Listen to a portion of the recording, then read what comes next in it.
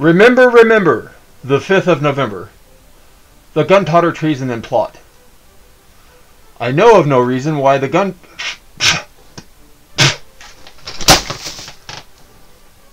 Remember, remember, the 5th of November, the Gunpowder Treason and Plot.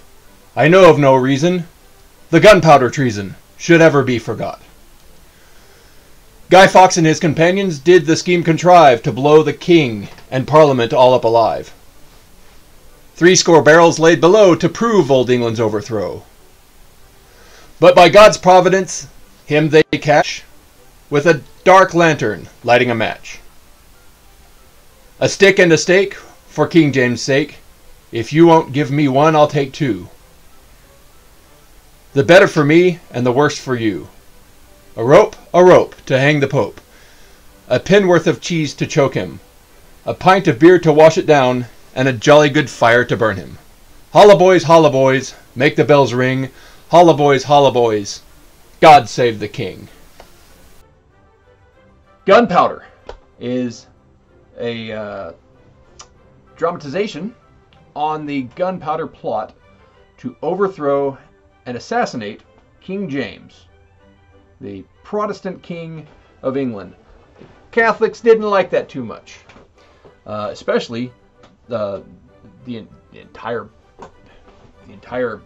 papacy didn't like the idea that King James was compiling a Bible and translating it into English. This is the king that King James, the Bible King James. He commissioned the all of the manuscripts be brought in and translated into English for a Bible, which I'm absolutely happy about, because now I have a Bible that I can read, even though I failed English a few times, and you know, I kind of sort of speak English. Now I have an English Bible, and the world has an English Bible as a result.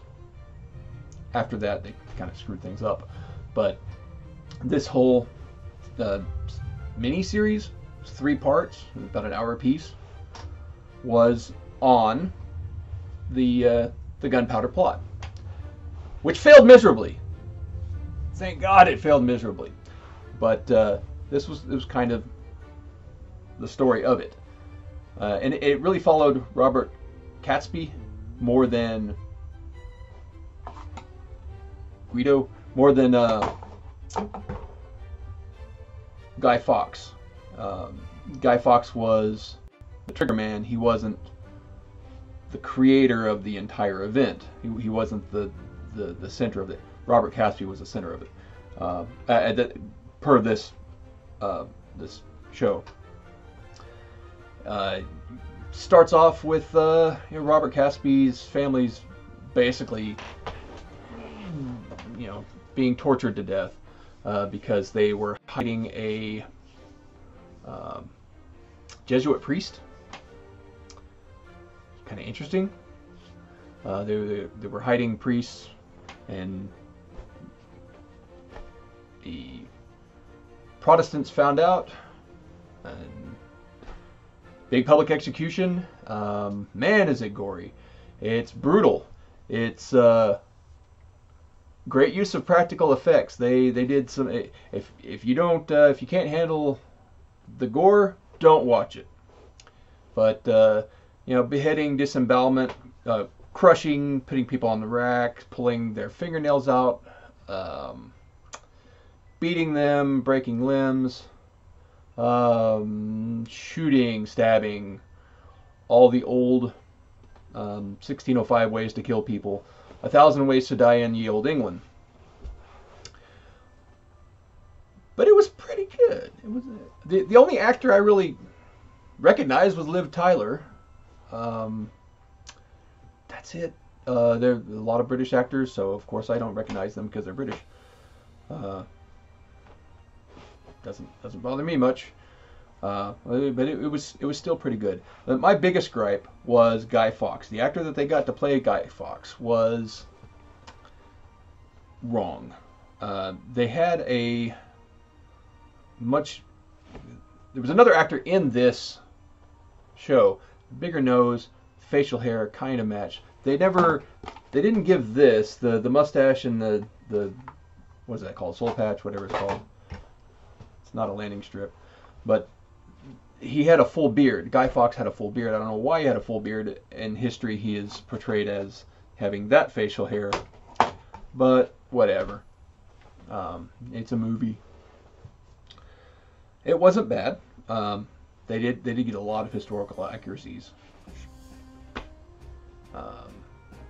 Dude with his head tilted, that was interesting. How things went about, the course of events, how everything played out. Pretty good. 3 hours of a historical documentary. Esque. Yeah, this I'm glad history went that way, because I'm pretty sure the United States would not have existed if it were not for the Gunpowder plot failing. And I don't want to say that Guy Fawkes, well, he's a loser. I mean, he lost. Ended up breaking his own neck instead of going through with the whole Gunpowder plot thwarted. Sets things in motion throughout history that made me happen. So I'm happy with that. 1600, 1605.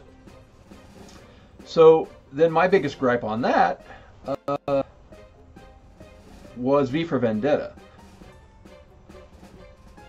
I grew up in Oklahoma. Our education system wasn't great, and with enough religious influence from either the Catholic Church or atheists trying to get history out of the schools, I didn't know about Guy Fawkes until I watched V for Vendetta. Oh, okay, that was cool. With the scope of George Orwell and oppressive government, that just makes sense. That was a pretty cool movie. You overthrew an oppressive regime by blowing up Parliament, and being a Yank, I was like, yeah, Parliament, screw those guys. Oh, I look up who the V for Vendetta, who V is based on Guy Fawkes. So Alan Moore is really not this great property producer. He's not as creative as we thought. All he did was take the story of the Gunpowder plot and allow Guy Fawkes to succeed in his story. Oh.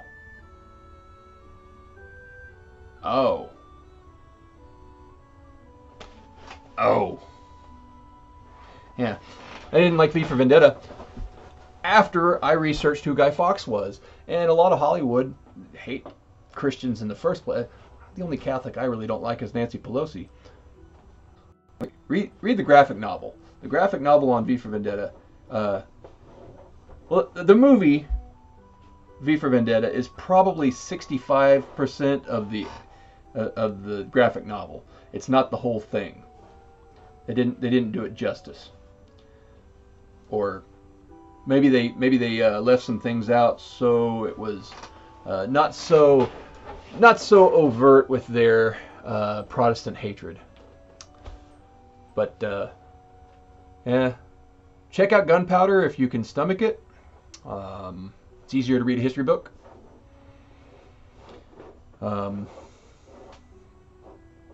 Take or leave V for Vendetta. Go read the graphic novel. It's incredibly blasphemous. Alan Moore did not leave anything out on the God hate.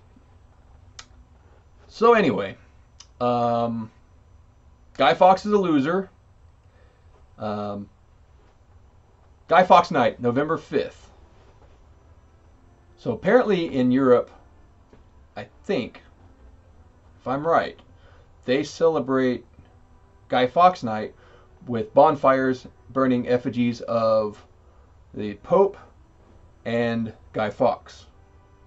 I would totally understand that today with our very communist very one world government, Jesuit Pope.